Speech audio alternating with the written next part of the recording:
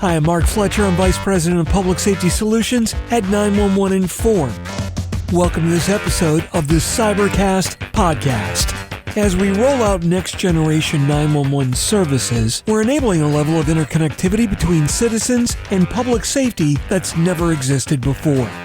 While we're opening up a broad new communications path, we're also increasing the cyber attack phase of our nation's emergency services IP network. Joining me on this new podcast series is Michael Echols, CEO of Max Cybersecurity. Michael's a true student of the industry, spending 3/4 of a decade at the Department of Homeland Security, where he led the President's National Telecom Security Advisory Council, or NSTAC. So join us as we dive into what's really important on our nation's next-generation 911 network. Hey, welcome to the CyberCast podcast. I'm Mark Fletcher.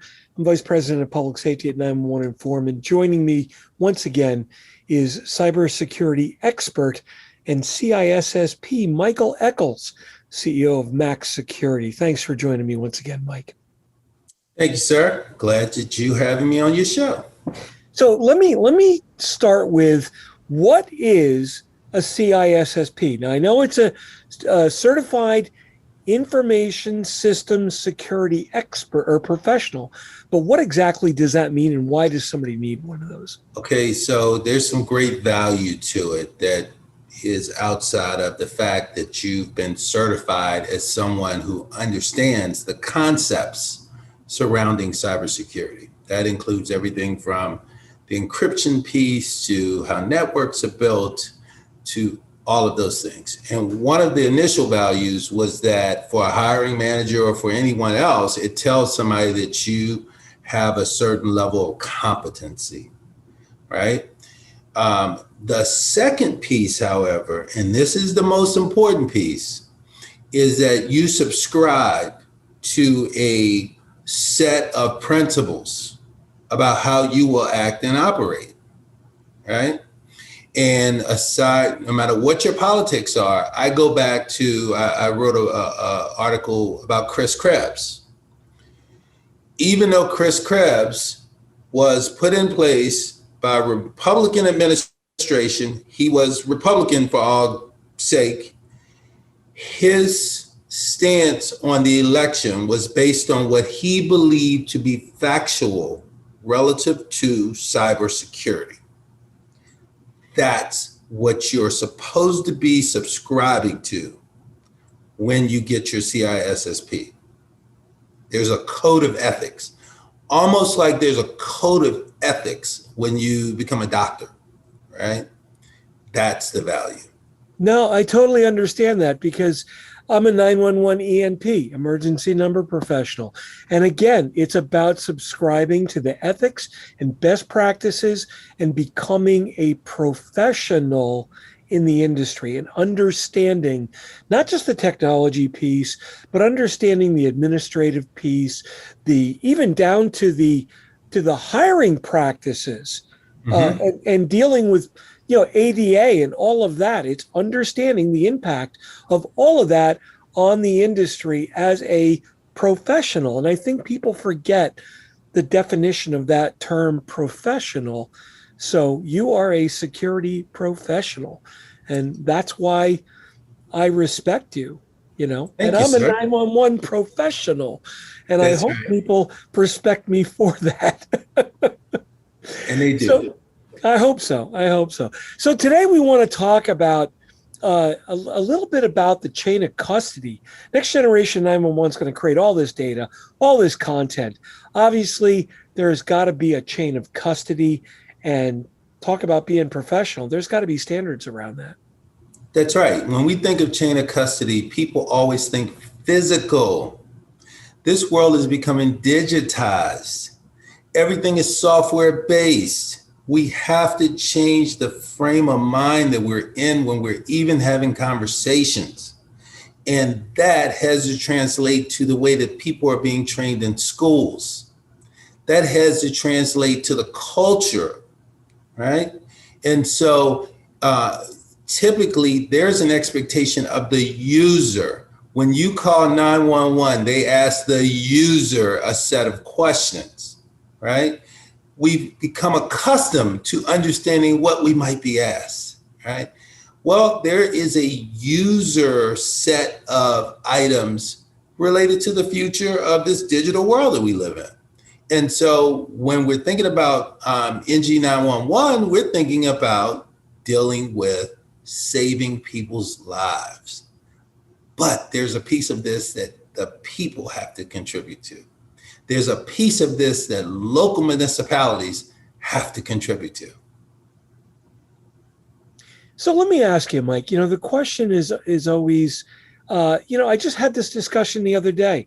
We're talking about active shooter solutions and weapons detection technology in cameras.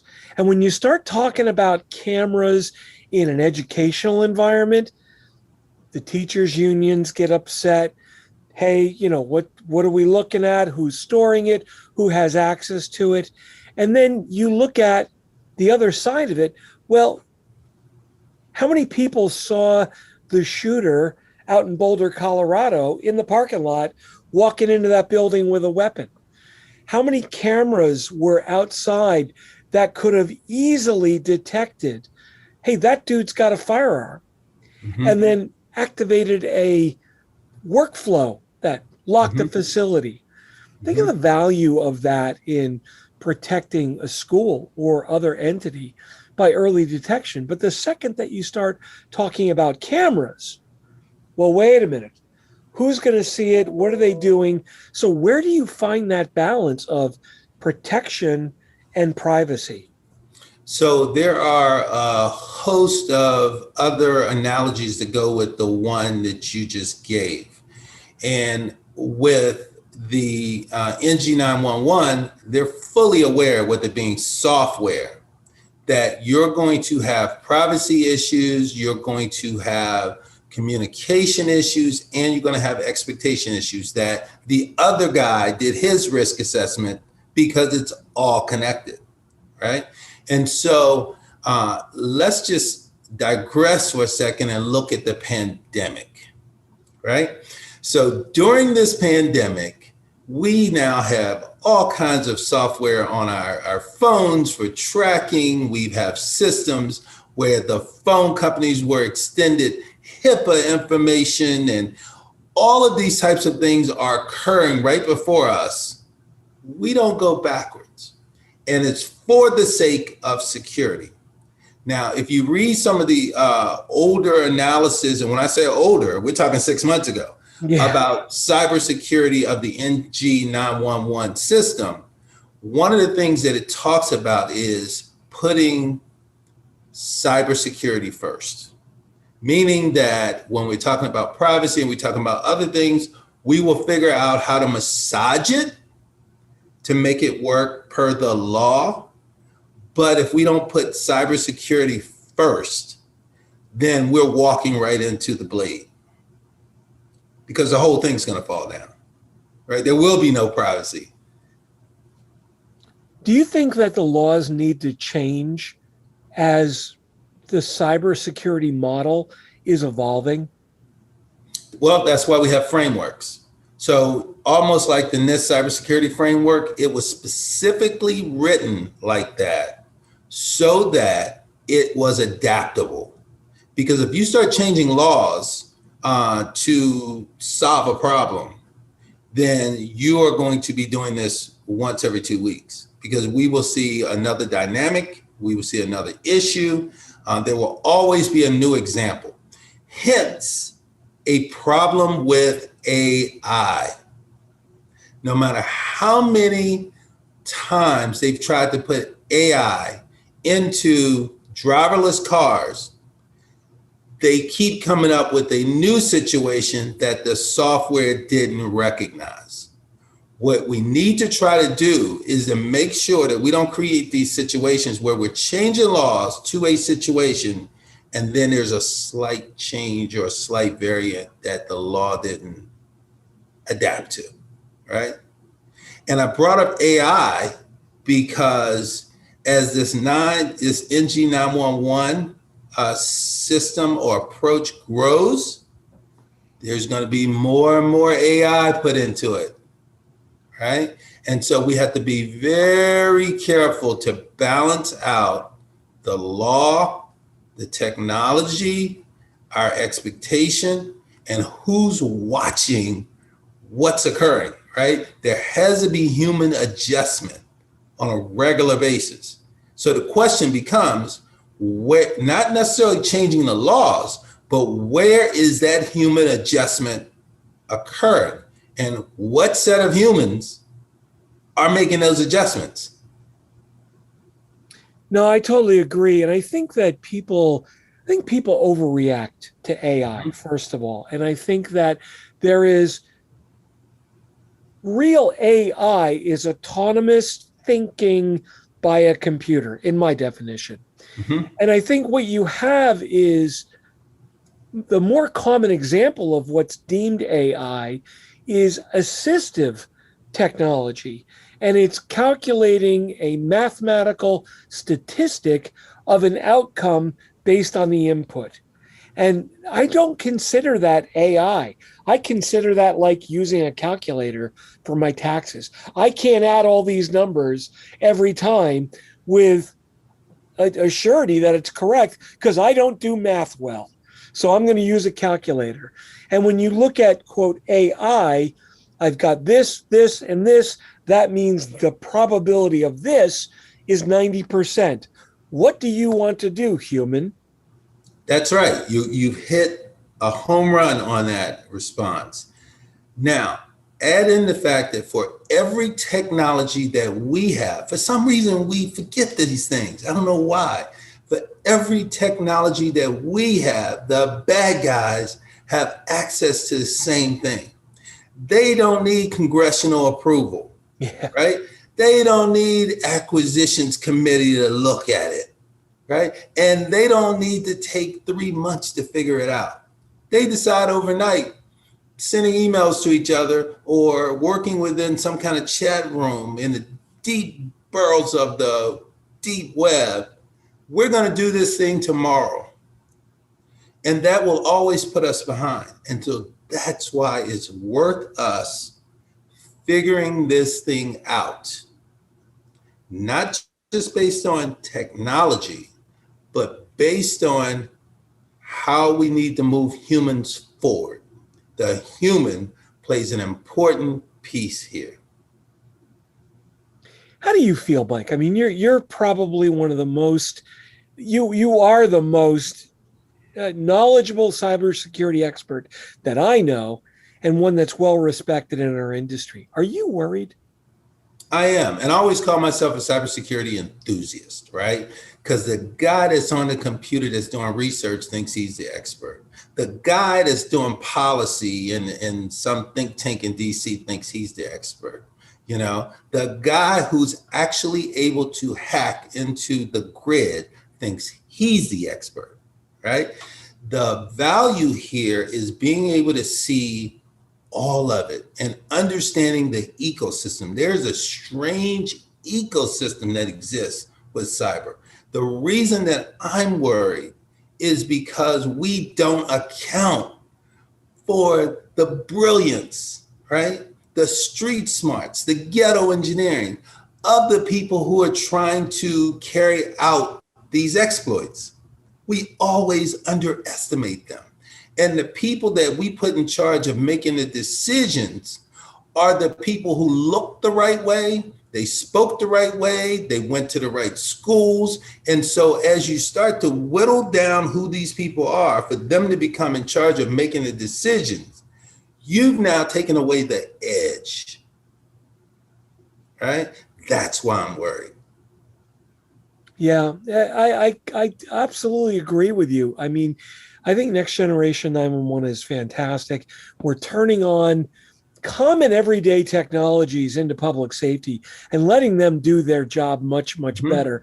It's like they've been walking around with a gun, but had no bullets to put in the gun. But now we're giving them the information and the data that they can utilize to analytically make some intelligent decisions.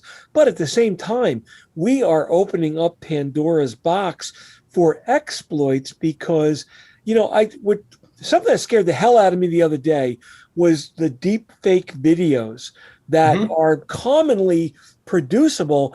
I probably have enough video of you to make you Mhm. say whatever I want you to say Mhm. in a format that's realistic, where 95% of the people I show it to are going to go, wow, Mike Echols said that, if not more. And So that's let's what really let's scares me. so let's take what you're talking about right now. So with the deep fake through, artificial intelligence, you can make someone appear to say or do things that they did not say or do. So let's take NG911. Let's add that to the national broadcast system, right? Which is all software. And let's now imagine that the president of the United States is broadcasting, able to preempt emergency channels, and is telling everyone that, just to be funny, the British are coming, right? And it's not really true, right? Or telling people that we have 2 more hours to live because nuclear bombs, radiological events will occur. What will be the outcome of that? Those 2 hours, what will occur, right? And now let's take it a step further. They've got billions of users on Facebook and other places. So integrate that falsehood across the social media platforms. How do we survive a half a day? We don't have to worry about the grid. We don't have to worry about our banking system. We don't have to. How would we survive just the perfect deep fake emulating the president of the United States running across all these systems that are now digitized?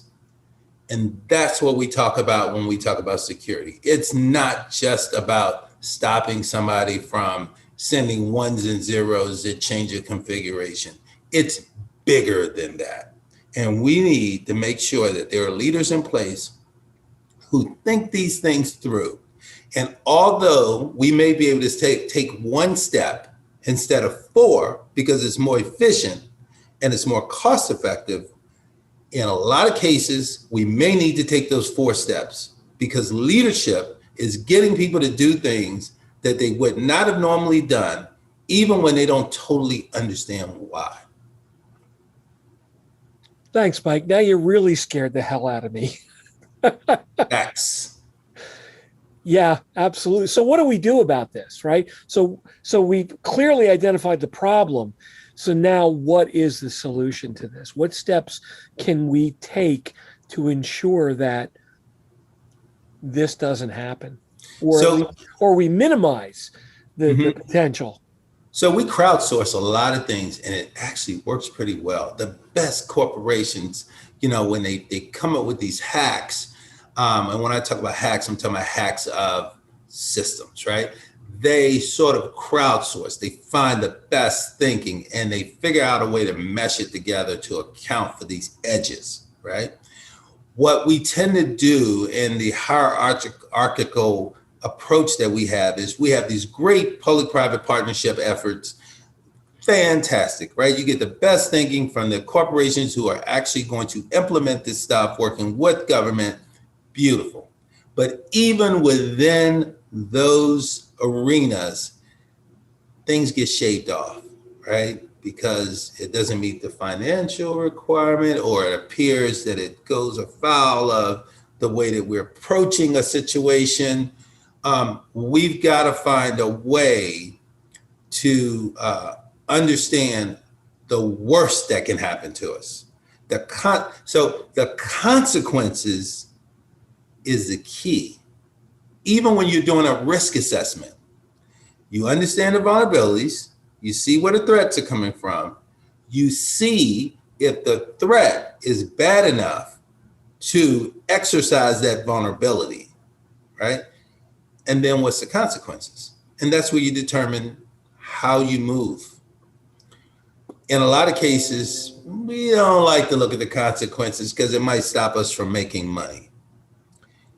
I say all this because as a part of NG911, platforms like Zoom and Microsoft 365, and all of those systems are going to have location capabilities, right?